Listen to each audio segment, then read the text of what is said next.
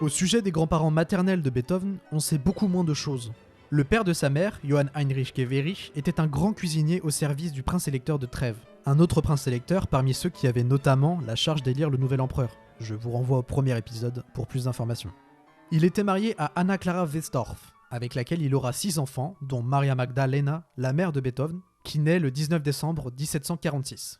Beethoven, étant né en 1770, ne connaîtra malheureusement jamais ses grands-parents maternels. C'est grâce à l'intermédiaire d'un de ses collègues, le violoniste Johann Conrad Rovantini, que Johann rencontre Maria Magdalena, qui n'est autre que sa cousine. La cousine du violoniste, pas celle de Johann. Très malvenu ce que vous avez pensé là. À 16 ans, Maria Magdalena avait déjà été mariée à Johann Leim, un valet de chambre du prince électeur de Trèves. Vous vous souvenez qu'à 16 ans, le père de Beethoven était un musicien de la cour reconnu et estimé ? Eh bien, sa mère, au même âge, convoyait déjà en juste noces. Le XVIIIe siècle. De cette union est né un premier enfant, qui meurt très vite. Puis c'est Johann Leim qui décède quelques mois après, et Maria Magdalena se retrouve veuve en 1765, à seulement 19 ans. On la décrit comme étant une personne estimable, douce, généreuse, patiente, et qui semble être très sensible à la musique. Mais elle peut aussi avoir mauvais caractère et s'emporter facilement. Ses propos sont très souvent empreints d'une certaine mélancolie, voire même d'amertume.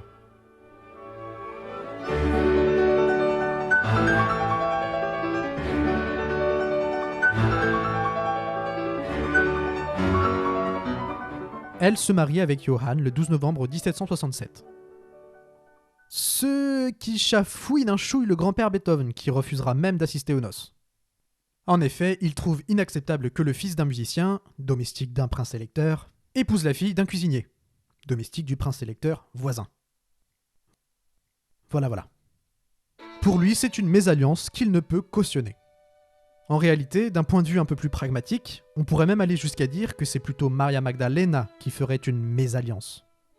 Et oui, la situation des parents de Maria Magdalena est bien plus enviable que celle des parents de Johann.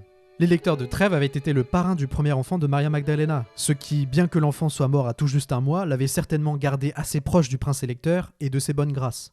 De plus, sa mère, Anna Clara Westorff, avait largement les moyens d'aider le jeune couple. Quoi qu'il en soit, Johann tiendra bon face à son père, qui, comme les personnes au grand cœur auxquelles il appartenait, finira par se réconcilier avec eux et leur accorder une bénédiction tardive. Y a pas à dire, cette famille-là, en termes de caractère et de fierté... Niveau gène bouillonnant pour le petit Ludwig qui va naître 3 ans après, ça se pose là. Il semble que le ménage ait été plutôt heureux, mais les ressources financières diminuant petit à petit, en raison notamment de la politique du prince électeur et de l'alcoolisme grandissant de Johann, le foyer se retrouvera dans une situation de plus en plus précaire au fil du temps. Et c'est quelque chose qui aura son importance dans l'enfance de Ludwig. De leur mariage naîtront 7 enfants, dont 3 parviendront à l'âge adulte. Ludwig van Beethoven est le deuxième enfant du couple. Le premier est mort après n'avoir vécu que 6 jours et se prénommait également Ludwig Maria. Il est probable que Beethoven, au cours de son enfance, ait eu l'impression d'être le remplaçant de ce frère, presque mort-né. On sait quels troubles affectifs ce genre de situation peut engendrer. Mais ça, nous en reparlerons.